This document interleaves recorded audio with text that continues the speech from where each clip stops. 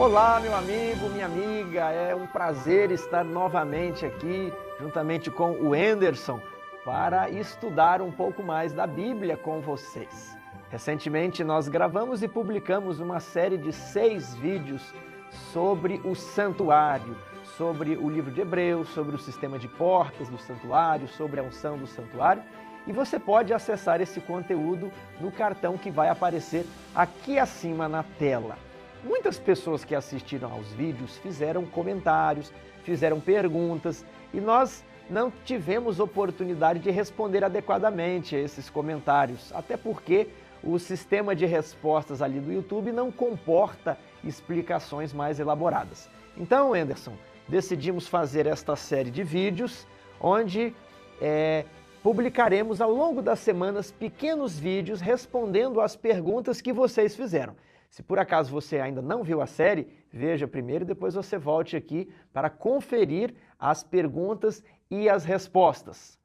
É isso então? É isso mesmo. Podemos começar. O Anderson é lá do canal História na Profecia. E se você ainda não é inscrito, por favor, inscreva-se e acompanhe os vídeos. A primeira pergunta é do Rodrigo Souza. Ele perguntou no vídeo 1. Eu só não entendo porque o dia da expiação do Santuário Celeste precisa durar, já está durando, 176 anos, mas no Santuário Terrestre ele se dava em apenas um dia. E então, Anderson? Primeiramente eu quero saudar a todos os que acompanham aqui o canal Adventismo Vivo, os que estão acompanhando este vídeo e quero saudar aí o nosso irmão Rodrigo Souza que nos enviou esse questionamento, uma pergunta muito interessante que nós vamos tentar responder agora. Eu tenho 4 coisas a dizer a respeito do ponto que o Rodrigo Souza suscitou, 4 comentários a fazer com o objetivo de responder à questão que ele propôs. Bem, em primeiro lugar, nós precisamos nos lembrar de que o tempo do fim já está durando mais de 200 anos. E alguns podem até estranhar, mas gente, como é que o tempo do fim... É um tempo do fim que não parece tão no fim. Tão no fim, né? Como ele pode estar durando mais de 200 anos? Mas nós precisamos nos lembrar da história do mundo. A história do mundo é de cerca de 6.000 anos. Numa faixa de 6.000 anos, 200 anos são uma parcela bem pequena. Acho que menos de 5%. Então, 200 anos são a fase final, é o tempo do fim. Essa fase final é o tempo do fim. E o tempo do juízo investigativo, o grande dia da expiação antitípico, está dentro desse tempo do fim. É um momento, é uma fase que começa aí em 1844. Então, isso é importante nós termos em mente, de que dentro do espectro temporal da história do mundo, o tempo do fim já dura 200 anos, e era de se esperar que o tempo do juízo não fosse um momento específico, num dia apenas ou numa semana apenas, seria um período mais prolongado, tendo em vista que o próprio tempo do fim dura mais de 200 anos. Além disso, temos de nos lembrar da relatividade do tempo. Como assim a relatividade do tempo? O apóstolo Pedro, na sua segunda carta, capítulo 3, versículo 8, nos lembra dessa relatividade do tempo. Tiago, você teria como ler para nós? Há, todavia, uma coisa, amados, que não deveis esquecer, que para com o Senhor, um dia é como 1000 anos, e 1000 anos como um dia. Então Pedro chama atenção aí para a relatividade do tempo.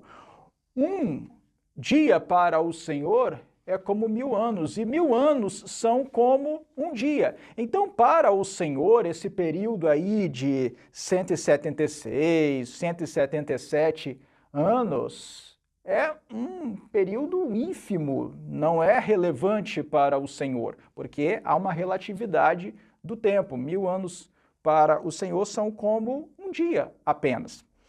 Além disso, há um outro ponto que eu quero destacar e que diz respeito ao ciclo festivo do antigo cerimonial judaico, do cerimonial do antigo Israel. O antigo cerimonial judaico comportava algumas festas que eram ao mesmo tempo comemorativas e prefigurativas. Elas eram comemorativas porque rememoravam fatos importantes da história do antigo povo de Deus ou destacavam momentos específicos e importantes do ciclo agrícola da terra de Israel. Elas eram também prefigurativas porque, sendo simbólicas, como elas eram simbólicas, representavam eventos importantes que haveriam de ocorrer futuramente e que tinham significado relevante para o grande plano da salvação. Ou seja, essas festas, elas eram prefigurativas porque apontavam para eventos importantes no futuro, importantes não somente para o povo de Israel, mas importantes dentro do grande plano de salvação de Deus para toda a humanidade. Então nós poderíamos falar assim, você apresenta as festas e comenta o que elas comemoram e para o que elas apontam. Isso, vamos fazer isso. Bem, primeiramente havia a festa da Páscoa, que era seguida da festa dos pães ázimos. Essas duas festas estavam tão associadas uma à outra que na prática formavam uma só e a mesma festa. Ou seja, a festa da Páscoa propriamente dita também era chamada de festa dos pães ázimos. E a festa dos pães ázimos propriamente dita também era chamada de festa da Páscoa. No 10º dia do primeiro mês do calendário judaico, os israelitas tinham que separar o cordeiro pascal. Esse cordeiro pascal ficava separado até o dia 14, o 14º dia do primeiro mês, quando no turno vespertino, na parte da tarde, era sacrificado. Ele era então assado, preparado e depois do pôr do sol, já nas primeiras horas do 15º dia do primeiro mês, nas primeiras horas do dia 15 do primeiro mês, esse cordeiro pascal era comido pelas famílias com pães ázimos e ervas amargas. Era a ceia pascal.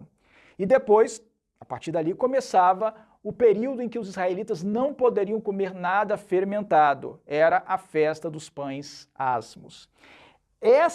Comemorava o quê? Esse conjunto festivo, Páscoa, pães ázimos, comemorava os eventos associados à libertação do povo de Israel do Egito. Quando o povo de Israel foi libertado do Egito, também teve que sacrificar o cordeiro pascal e comer o cordeiro pascal com pães ázimos e ervas amargas, celebrar a ceia pascal. Eles deviam comer de pé, com o cajado na mão, com as roupas já preparadas para eles saírem com os lombos cingidos, né? Já preparados para saírem do Egito. E na noite de 14 para 15 do primeiro mês, já nas primeiras horas do dia 15, o anjo destruidor passou pela terra do Egito, matou os primogênitos do Egito, foi a 10ª praga, e Faraó então consentiu que o povo de Israel saísse do Egito. Foi no dia 15 do primeiro mês que Israel saiu do Egito, por isso esse era o dia da libertação da escravidão do Egito. Então, dia 10, dia que o cordeiro era preso, dia 14, dia que o cordeiro era imolado, e dia 15, o cordeiro era comido juntamente com ervas amargas e pães sem fermento. Então temos Páscoa, pães ázimos e qual é a terceira festa? Bem, dentro da festa dos pães ázimos acontecia a festa das primícias. Os israelitas deviam levar ao templo um feixe com os primeiros frutos, as primeiras espigas que eles colhiam no campo, as primeiras espigas que eles encontravam amadurecidas. Como o cereal a amadurecer primeiro na terra de Israel era o cereal da cevada, era a cevada, então eles levavam os primeiros frutos da cevada que eram agitados diante do altar dos holocaustos e assim apresentados ao Senhor. Dali para frente, a colheita da cevada, a colheita dos frutos que estavam amadurecidos naquela ocasião, podia ter início. Então, primícias, primeiros frutos. Aí passavam-se 50 dias e nós temos a festa do Pentecostes. Exatamente. Que festa era essa? No terceiro mês do calendário judaico, no mês de Sivan, acontecia a festa do Pentecoste, ou festa das semanas, também chamada de festa dos primeiros frutos, mas não a festa dos primeiros frutos da cevada. Era a festa dos primeiros frutos do trigo, porque o trigo amadurecia um pouco depois da cevada. A festa das semanas, ou festa do Pentecoste, ela ao mesmo tempo estava associada com o ciclo agrícola, porque era a festa dos primeiros frutos do trigo, e dali para frente, então, o trigo podia ser colhido, mas era também estava associada com um momento importante da história de Israel, quando Israel, depois de ter saído do Egito, chegou ao Monte Sinai, e do alto do Sinai, Deus proclamou sua santa lei, os 10 mandamentos. Ok, então Páscoa, pães asmos, primícias, passam 50 dias, Pentecostes. Essas eram as festas da primavera. Ok, agora vamos passar mais algumas estações, chegamos no outono. Chegamos ao outono. Quais são as festas do outono? As festas do outono aconteciam todas dentro do 7º mês do calendário judaico, mês de Etanim Tishri. O mês de Etanim Tishri era o 7º mês e era um mês muito festivo, porque já no seu primeiro dia, o primeiro dia do 7º mês do calendário judaico, acontecia a festa das trombetas, em que as trombetas eram tocadas, como que anunciando, convocando as pessoas ao arrependimento, ao preparo espiritual, porque dias depois aconteceria a grande festa de Israel, o dia mais sagrado de todo o calendário judaico, que era o dia da expiação. No dia da expiação se fazia a purificação do santuário, o sumo sacerdote entrava no Santo dos Santos, somente nesse dia isso acontecia, e ele então, com o sangue, purificava o santuário de todos os pecados que durante todo o ano os israelitas transferiram para o santuário por meio das ofertas individuais pelo pecado. É interessante notar que esse dia da expiação era um dia importante não somente como o dia da purificação do santuário, que acontecia todos os anos, mas era também um dia importante porque nele começava o ano do jubileu. O ano do jubileu sempre começava no dia da expiação. O jubileu era um ciclo de 49 anos. De 49 anos em 49 anos acontecia o ano do jubileu, que era o ano da libertação. Esse ano da libertação é chamado na Bíblia de ano 50º, era o ano 50. Era o ano da libertação, em que as terras voltavam para os seus primitivos donos e devia ser proclamada liberdade pela terra. Mas isso só acontecia de 49 em 49 anos, não era todo ano. Antes que alguém coloque aí nos comentários perguntando, mas o ciclo não é de 50, é que o 50º ano já era o primeiro ano do próximo ciclo. Exatamente. O ciclo dos jubileus é um ciclo de 49 anos, não é um ciclo de 50, como algumas pessoas estão pensando, não. Acontece que o ano do jubileu, que é o ano 50, ele já é o ano 1 do próximo ciclo. É que ele precisa ser múltiplo de 7, exatamente, porque você tem 7 ciclos de 7 anos, que é o ano sabático. Exatamente. Então, o 7º ano sabático isso vai estar ligado ali ao jubileu. Então, vamos prosseguir. Você falou que era muito importante essa data, porque ela está relacionada com o ano jubileu. Isso. E depois vinha a última grande festa do ano, que era a festa dos tabernáculos.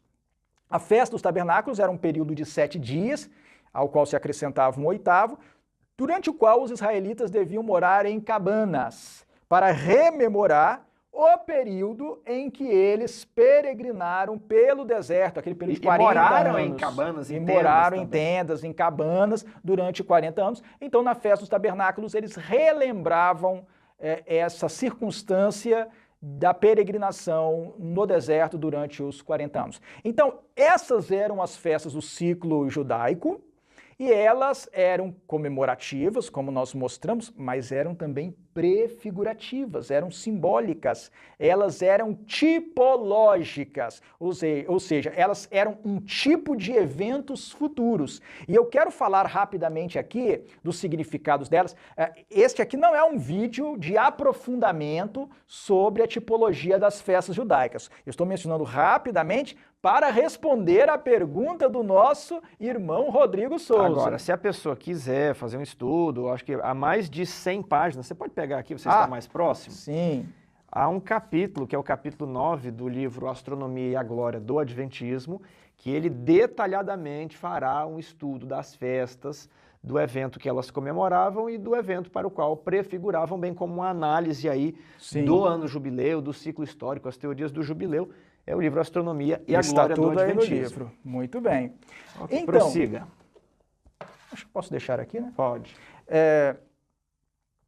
Vamos então falar da tipologia das festas judaicas, mas muito rapidamente. Bem, assim como o Cordeiro Pascal era separado no 10º dia do primeiro mês, no 10º dia do primeiro mês, no ano da morte de Jesus, aconteceu a entrada triunfal. O Cordeiro, que é Jesus, também foi separado. Ele estava indo para Jerusalém como o Cordeiro de Deus, aquele que estava indo para o sacrifício. Então ele foi separado, ele se colocou à parte ali como sacrifício no mesmo dia em que o Cordeiro Pascal era separado pelos israelitas. E a Páscoa agora, dia 14? Exatamente. No dia 14, Jesus falou para os discípulos prepararem a ceia pascal e eles prepararam... Eles foram até o templo. Eles fizeram todos os procedimentos e na tarde da quinta para a sexta-feira, entrando nas primeiras horas da sexta-feira, Jesus se sentou à mesa com os discípulos e ali ele fez a transição de dois sistemas. Ele comeu a Páscoa com os discípulos e logo em seguida instituiu a Santa Ceia com os emblemas, os símbolos do pão e do vinho, dizendo: este é meu corpo e este é meu sangue. A sequência é Páscoa, aí o lava-pés e depois a Santa Ceia. Aconteceu exatamente assim. E na noite do dia 15, na parte escura do dia 15, séculos antes, os primogênitos do Egito tinham sido feridos pelo anjo destruidor. Jesus foi com os discípulos para o Getsemane, aos pés do Monte das Oliveiras, na noite do dia 15 do primeiro mês, e ele foi separado de seu pai, e ele foi ali ferido pelo Senhor, ele foi ferido por Deus. Por quê? Porque os pecados do mundo inteiro foram transferidos para ele e isso causou a separação entre Jesus e seu pai, a separação espiritual, o que causou uma dor tremenda, uma angústia horrível a ponto de ele suar gotas de sangue. A revelação nos mostra que se Jesus não tivesse ali sido sustido e fortalecido pelo anjo, ele teria morrido ali mesmo no Getsemane. Então, na mesma noite, da mesma data em que os primogênitos do Egito tinham sido feridos, Jesus, o primogênito de Deus, como substituto do ser humano, foi ferido em nosso lugar. E no dia 15 do primeiro mês, 15 séculos antes, Israel foi libertado da escravidão do Egito. Da escravidão do Egito, foi libertado do Egito, da casa do Egito. E no dia 15 do primeiro mês, naquela sexta-feira, quando Jesus estava pendendo na cruz do Calvário e expirou, morreu em nosso lugar, Jesus promoveu a libertação do pecado, da condenação que pesa contra o pecador por meio do seu sacrifício. Então vemos uma correlação dos eventos, né, comemoravam e apontavam, e acontecem no mesmo dia. Cordeiro preso no dia 10, Cordeiro imolado no dia 14, Jesus comemora a Páscoa no mesmo momento em que se comemorava a Páscoa, institui a Santa Ceia, é ferido no jardim do Getsemane e na parte clara do dia 15, na sexta-feira, é crucificado. Alguns talvez estão ouvindo essa explicação pela primeira vez, ainda não não tinham Assimilado. assimilado bem esse conteúdo e podem ficar confusos aí, mas eu achava que Jesus tinha morrido no dia em que o cordeiro era sacrificado. Nós não temos como nos aprofundar nesse tema agora, neste momento, porque o nosso objetivo ao invocar aqui a tipologia das festas judaicas é outra. Nós vamos avançar aqui no raciocínio, nós estamos perseguindo a conclusão que responde à pergunta do nosso irmão Rodrigo Souza. Mas, mais uma vez, eu quero dizer que aqui no livro A Astronomia e a Glória do Adventismo existe um capítulo, um outro capítulo, que trata em detalhes de todas as evidências das Escrituras, da Palavra de Deus, também do Espírito de Profecia, as evidências cronológicas, astronômicas, de que Jesus morreu no dia 15 do primeiro mês e não no dia 14, como muitos pensam. Essa é uma confusão que muitos têm feito. E talvez alguns que nos assistem pensar, mas esse é um detalhe, né, que passa despercebido, isso não é importante. Mas se você, estudante de profecias, está ouvindo, entenda que essa data é importante para ajudar a localizar o ano da morte de Jesus, e o ano da morte de Jesus, ele influencia na marcação dos períodos proféticos, né? Ele vai influenciar ali em como encontramos também a data de 1844. Então, é um assunto muito importante para quem estuda profecias, o dia e o ano em que Jesus morreu. Então, avançando, nós chegamos agora à festa das primícias, que nos termos de Levítico, capítulo 23, versículos 10 a 12, acontecia no dia seguinte ao sábado, dentro da festa dos pães ázimos. No dia seguinte ao sábado semanal, acontecia a festa das primícias. Era num domingo, né? Era sempre no domingo. Nesse dia, os primeiros frutos eram apresentados. A festa das primícias representava a ressurreição de Jesus, porque Jesus, na sua ressurreição, ele é as primícias dos que dormem.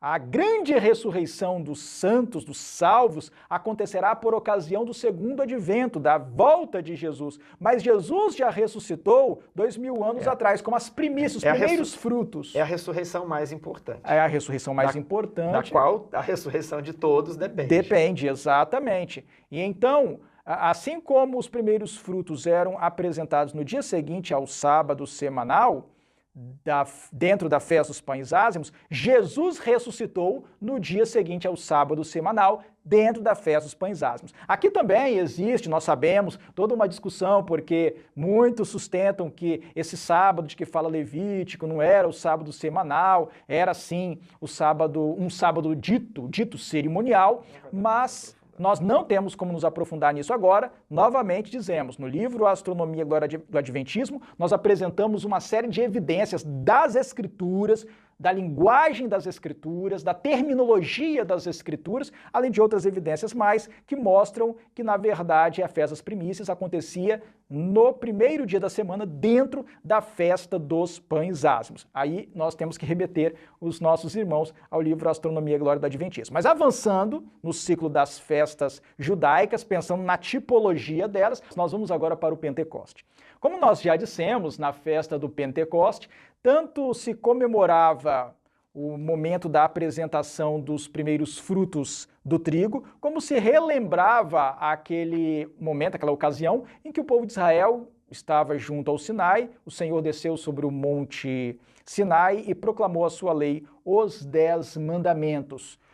Tudo isso tipificava para algo que se cumpriu ali no dia de Pentecoste, no ano da morte, ressurreição e ascensão de Jesus. No dia de Pentecoste, os discípulos estavam reunidos e assim como o Senhor desceu sobre o Monte Sinai, o Senhor, o Espírito Santo, desceu sobre os discípulos. E assim como o Senhor do alto do Sinai proclamou a sua lei, o Espírito Santo desceu sobre os discípulos, inscrevendo a sua lei na mente e no coração deles, e passou a instruí-los, dando-lhes mandamentos, dando-lhes orientações espirituais. E assim como no Pentecoste eram apresentados os primeiros frutos do trigo, ali houve uma grande colheita de almas, e houve os primeiros frutos dessa colheita de almas quando 3.000 pessoas aceitaram a mensagem do Evangelho pela pregação dos apóstolos e especialmente pela pregação de Pedro. Então, a tipologia de Pentecoste apontava para esse primeiro grande momento da nascente igreja cristã. Então vamos para as festas de outono, trombetas. A festa das trombetas anunciava a proximidade do dia da expiação. Essa festa também se cumpriu em 1844, mas os detalhes envolvidos no cumprimento antitípico dessa festa são mais complexos, têm mais elementos, e nós não temos como nos estender muito nisso. O que eu posso dizer rapidamente é que lá em Apocalipse, com o soar da sétima trombeta, se diz que as nações, as gentes se iraram. Se enfureceram, exatamente. E em 1844, exatamente no dia das trombetas, houve um ataque simultâneo a locais de culto dos que pregavam o fim das 2.300 tardes e manhãs para 1844 e a chegada do juízo. E eles mesmos reconheceram. Eles perceberam que isso seria uma tipologia da festa. Ou pelo menos um evento importante, não é? Um evento singular, porque eles notaram que foi algo inesperado e misterioso. Bem, mas nós não temos como entrar em muitos detalhes aqui, porque tomaria muito tempo. Nós remetemos os que estão assistindo o vídeo novamente ao livro A Astronomia e a Glória do Adventismo, que no capítulo 9 detalha tudo isso aí. Expiação. O dia da expiação seria o dia da purificação do santuário e em 22 para 23 de outubro de 1844, que foi o 10º dia do 7º mês do calendário judaico naquele ano, Jesus Cristo, como sumo sacerdote do santuário celestial, terminou o seu ministério no lugar santo e iniciou o seu ministério no lugar santíssimo. Ele entrou no lugar santíssimo para a purificação do santuário celestial. Última festa, tabernáculo. A festa dos tabernáculos, que rememorava aquele período em que os israelitas peregrinaram no deserto, representa a viagem dos redimidos, do povo de Deus, da terra até o céu. No Espírito de Profecia até existe a declaração de que nós viajaremos para o Mar de Vidro durante 7 dias. Esse período de 7 dias é o período da festa dos tabernáculos. Então nós temos aqui um resumo do cumprimento antitípico das festas judaicas. Mas por que eu fiz isso? Por que nós fizemos um resumo desse cumprimento antitípico das festas judaicas? É pelo seguinte, o nosso irmão Rodrigo Souza, ele está questionando por que o dia da expiação antitípico, que é o juízo investigativo, a purificação do santuário celestial, precisa durar tanto tempo, né? Tem durado 177 anos agora, né? Vai se completar neste ano. Se no primeiro século ela durou apenas um dia, né? Antes de Cristo durava apenas um dia. Se durava apenas um dia. Mas olhem que coisa interessante. O ciclo cerimonial, o ciclo de festas de Israel, no seu cumprimento antitípico, no seu cumprimento prefigurativo, é progressivo, vai avançando no tempo, começando ali quando Jesus entra triunfalmente em Jerusalém e se estendendo até a chegada do povo de Deus ao Mar de Vidro, no final do período aí da festa dos tabernáculos. Então, o ciclo cerimonial ele vai avançando no tempo. É importante nós percebermos isso. As festas, elas mostram eventos que são sequenciais. Uma festa é seguida pela outra porque um evento é seguido por outro. Eles acontecem em ordem, exatamente. Eles estão em ordem cronológica, temporal. E observem que coisa interessante. No dia da expiação, acontecia a purificação do santuário. O sumo sacerdote entrava no dia da expiação lá no Santíssimo. Mas de 49 em 49 anos, no dia da expiação, acontecia o início do ano do jubileu, e o ano do jubileu era o ano da libertação. A ordem era que se proclamasse liberdade pela terra, e essa libertação do ano do jubileu vai acontecer por ocasião da volta de Jesus. De acordo com o Espírito de Profecia, um pouco antes da volta de Jesus, quando estiverem caindo as pragas, especialmente a 5ª, a 6ª e a 7ª pragas, acontecerá o livramento do povo de Deus. As cadeias em que alguns servos de Deus estarão presos desmoronarão diante do grande terremoto que vai acontecer por ocasião da 7ª praga. Esse é o livramento do povo de Deus. E o Espírito de profecia diz, aí começou o grande jubileu em que a terra deve descansar. Então observem que coisa interessante. Todo ano, no dia da expiação, o sumo sacerdote entrava no Santíssimo para purificar o santuário. Mas, de 49 em 49 anos, no dia da expiação, nesse ponto do ciclo de festas, no ponto dia da expiação, começava o ano do jubileu, o ano da libertação. Ou seja, nós temos 2 eventos prefigurados aí no dia da expiação. Purificação do santuário, que acontecia todos os anos, e libertação por ocasião do ano do jubileu. E isso acontecia no dia da expiação. Essa proclamação da libertação, o início do ano do jubileu, era no dia da expiação. Basta ler Levítico capítulo 25, versículos 8 a 10. Isso era o quê? Já era uma sugestão. Deus já estava mostrando, por meio do cerimonial judaico, que haveria um intervalo entre a purificação do santuário e a libertação. Essa libertação não acontecia todos os anos, ela acontecia de 49 em 49 anos. Então haveria um intervalo, ou seja, o cumprimento antitípico da purificação do santuário, do dia da expiação, teria que se estender desse dia da expiação do ano em que a purificação começa, que é o final das 2.300 tardes e manhãs, até que chegasse a libertação por ocasião das pragas e da volta de Jesus. Haveria esse intervalo. Durante esse intervalo é que aconteceria a purificação do santuário celestial. Aí nós vamos para o último ponto dentro dessa pergunta. Mas por que está demorando tanto? Está demorando tanto porque, além disso tudo, nós temos um conceito que o apóstolo Pedro enuncia na sua 2ª carta, no capítulo 3, versículo 12. 2ª carta de Pedro 3:12. Esperando e apressando a vinda do dia de Deus, por causa do qual os céus incendiados serão desfeitos e os elementos abrasados se derreterão. Então, de acordo com o apóstolo Pedro, nós devemos não somente esperar, mas está também em nosso poder apressar a vinda do dia de Deus. Nós temos a missão neste mundo como cristãos de exaltar a Jesus Cristo, de levar Jesus Cristo e o plano da salvação a todas as nações por meio das nossas palavras, da nossa pregação e também por meio de nossa vida. Nós precisamos fazer o caráter de Deus ser conhecido pelo mundo inteiro, um caráter de amor e de justiça. Nós precisamos levar o evangelho ao mundo dessa maneira.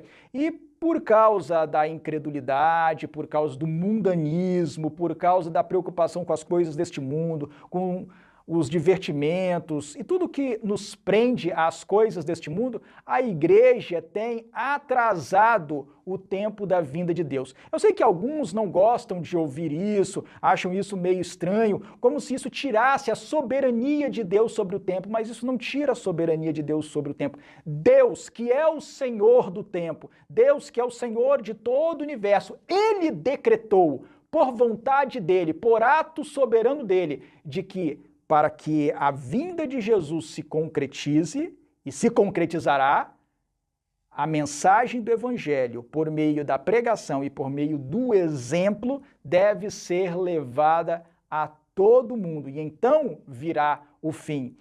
Nós precisamos levar essa mensagem ao mundo, mas enquanto essa mensagem não tem sido levada da maneira correta a todas as nações, nós temos atrasado a vinda do dia do Senhor. Então é por todas essas razões que o tempo da purificação do santuário celestial, o tempo do juízo investigativo, tem se estendido por várias décadas até os nossos dias. Então, fazendo um breve resumo, existe uma série de engrenagens que nos remete a 1844, o ciclo de festas judaicas e a profecia dos 2.300 anos. E aí, somado a isso, eu tenho também o ciclo dos jubileus, que prefigura ali a volta de Jesus. Então isso já sugere que, apesar do dia da expiação acontecer em um dia, não quer dizer que o juízo também aconteceria um dia. Exatamente. Depois nós vimos que 200 anos comparado a toda a história da Terra é um período pequeno, é um período percentualmente baixo. Então realmente é o fim. E para Deus o tempo é relativo, porque um ano é como 1000 dias é como um ano. E por fim, está em poder da igreja apressar esse dia, tal como lemos aqui em 2 Pedro 3,12. Rodrigo, então foi isso aí. Esperamos ter respondido a sua inquietação e convidamos a todos vocês para o próximo vídeo.